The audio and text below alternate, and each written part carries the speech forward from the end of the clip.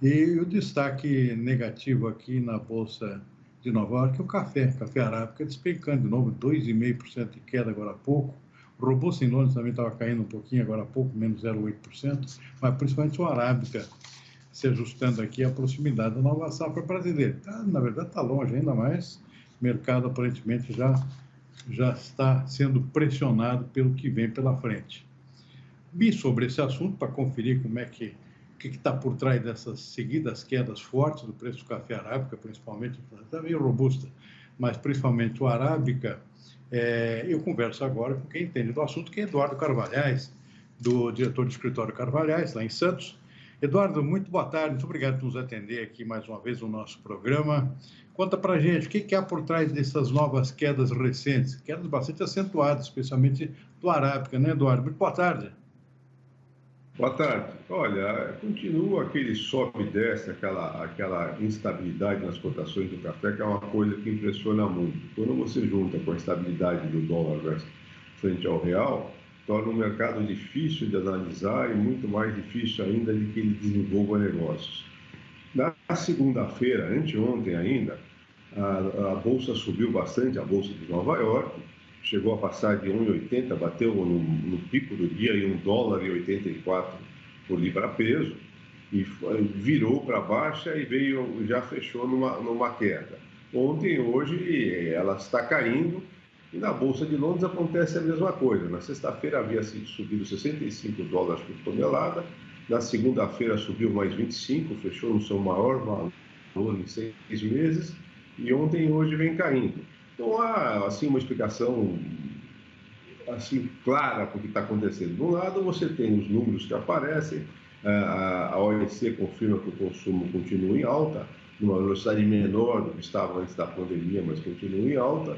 As produções no mundo todo estão com problema, com esses problemas climáticos. Ainda na semana passada, a Volcafé, uma trader suíça bastante respeitada no mercado, disse que, na opinião dela, a produção mundial de robusta nesse ciclo 22-23 vai ter um déficit de 5,6 milhões de sacas. A Indonésia, que é a terceira maior produtora de robusta do mundo, está com problemas, vai ter esse ano a menor safra dela em 10 anos. Isso lá, o problema climático de lá foi chuva demais. Então, todos esses números apontam para um aperto, para um estoque bastante baixo de café e dificuldades no abastecimento. O que há do outro lado são duas coisas. Primeiro, a instabilidade global, o meio de risco global, que essa sobe e desce do dólar, os juros altos no mercado internacional, que desestimula a formação de estoques, né? E, por outro lado, cada vez mais se bate como único ponto a favor de quem quer derrubar os preços, essa nossa próxima safra brasileira, que no Robusta já está perto do início da colheita. Em alguns lugares, eu imagino que mais 1 ou 2 semanas, nós já tenhamos o início da colheita do Coninovo. O arábica demora mais, o arábica para estar no mercado, em volume, não acontece antes de julho, né? Mas, como dizem, muitas vezes o mercado quer se adiantar. Essa safra vai ser maior que as duas últimas. A Fundação Procafé ainda deu uma declaração essa semana falando disso, mas não vai ser uma super safra. E por outro lado também você sente do lado do produtor de café muito desânimo, porque ele estava vendendo melhor essa safra, mas uma safra bem menor, essa safra 22, e com custo de produção muito alto. E ele vê as desvalorizações já chegarem para o final de café que ele tem dessa safra. Mas o sobe e desce não parou, como eu disse, é muito difícil. Hoje ainda a Bolsa de Nova York abriu em alta e depois fechou, virou para baixa, está no momento de uma baixa forte, de mais de 400 pontos. Num dia como hoje o mercado trava. E também é isso, o dólar lá fora, com essa insegurança toda e os juros altos, e ainda a previsão de uma parte do mercado que na próxima reunião lá do FED, eles devem aumentar mais um pouco os juros americanos. Como eu disse, isso desestimula, portanto, a compra de café. A Bolsa de Nova York está invertida, os primeiros meses estão mais altos do que os meses mais longos, e com isso é muito difícil para alguém formar estoque, porque ele não pode se cobrir na Bolsa de Nova York. Está aí o quadro montado, e esse sobe e desce e acontece a toda hora. Não me assusta se amanhã cair 400 pontos ou se subir 400 pontos. Depende de uma notícia de última hora, o reposicionamento de um grande fundo, qualquer coisa leva a essas variações muito rápidas na Bolsa de Nova York. Eduardo, só para situar aqui, refrescar um pouquinho, inclusive a minha memória aqui, esse ano é ano de ciclo alto ou ciclo baixo do café arábica? Esse ano seria de ciclo alto, né? Vai ser menor. Agora, a safra do ano que vem, a safra 2024, se o clima correr bem, o que é difícil de a gente prever se vai correr ou não, até o início da colheita do ano que vem, sim, ela deve ser uma grande safra, aproveitando as chuvas do final do ano passado e do início desse ano. Mas para isso nós temos que passar por esse inverno de 2023, nós temos que passar pela primavera de 2023, quando as flores abrem, ter chuva na hora certa, e depois, no início do ano que vem, chuvas que façam os frutos crescerem. O clima tem se mostrado irregular no mundo todo, não é só mais o Brasil que tem tido problema climático. Aconteceu com a Colômbia, aconteceu com a América Central, aconteceu com o Vietnã em termos de robusta, agora estamos falando da Indonésia. Portanto, o clima está muito irregular. Agora, se o clima correr razoavelmente bem até o ano que vem sim, o Brasil pode ter uma safra grande. E a outra coisa que a gente nota é o cafeicultor fazendo muita conta, porque agora ele tem a alternativa dos grãos, né, que vem crescendo muito a demanda no mundo, a nossa produtividade crescendo, novas variedades, com gente já testando 3 safras por ano. Então, esses cafeicultores que têm áreas grandes, principalmente no cerrado e com água, eles têm feito muita conta. O temor que eu tenho é que, se por acaso o mercado der uma barrigada muito grande no ano que vem, eles optem por outros produtos que são mais rápidos de produzir, com riscos menores. Mas eu não vejo excesso de oferta de café arábica, e mesmo do robusta, até a safra 2024 do Brasil. Eduardo, a gente sabe que os custos aumentaram muito, mas os preços também tiveram uma boa evolução nos últimos 2 anos. Esses preços atuais aí do arábica, por exemplo, em torno de 1.100, o robusta e o nosso conilon aqui em torno de 650, esse preço remuneram ou está muito apertada a margem?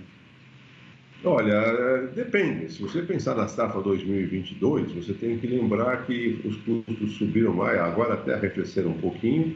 O cafeicultor produziu menos café, foi por isso que o preço subiu tanto, e ele teve que entregar uma parte dessa safra naquelas vendas de futuras, de vendas físicas para entrega futura. Muito cafeicultor brasileiro entregou café ainda agora em agosto, setembro de 2022 a 600, 700 reais a saca, de uma safra menor, né? Então sobrou pouco café para ele vender a preços melhores. Uma parte foi vendida, mas a minha impressão é que quando ele fizer a média do preço, tanto de 2021 ou 2022, o resultado não vai ser nem um pouco brilhante. Quanto a 2023, vai depender do preço que for praticado na hora. Como eu disse, a safra é maior, mas o mundo vai precisar de café.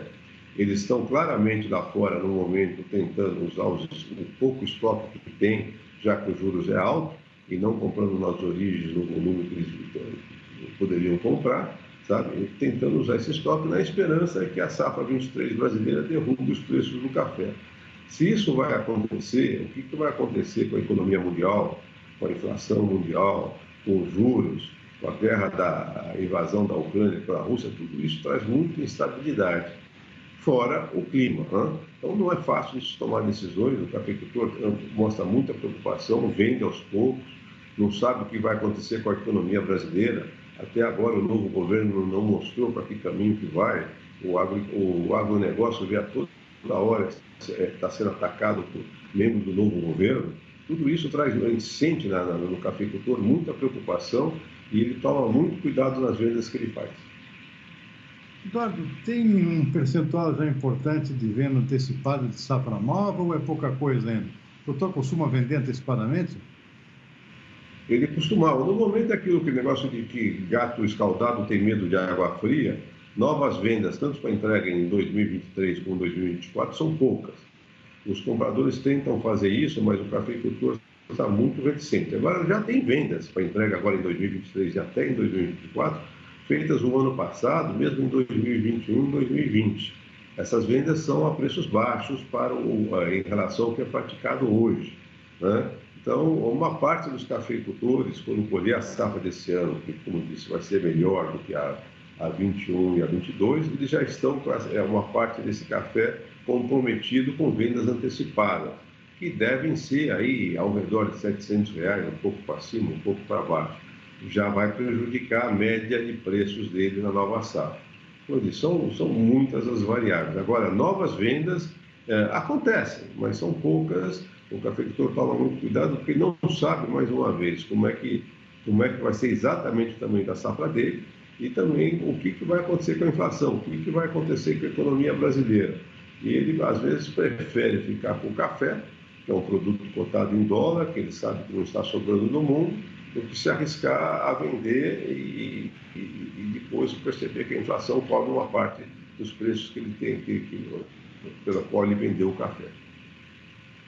Para finalizar, uma curiosidade aqui, você mencionou aqui essa questão da concorrência dos grãos aí, com a produção de café, como é que tem mais a ver com a arábica. Agora, o Conilon tem mostrado uma certa resiliência aqui, crescendo, inclusive, em produtividade e também em regiões novas, né?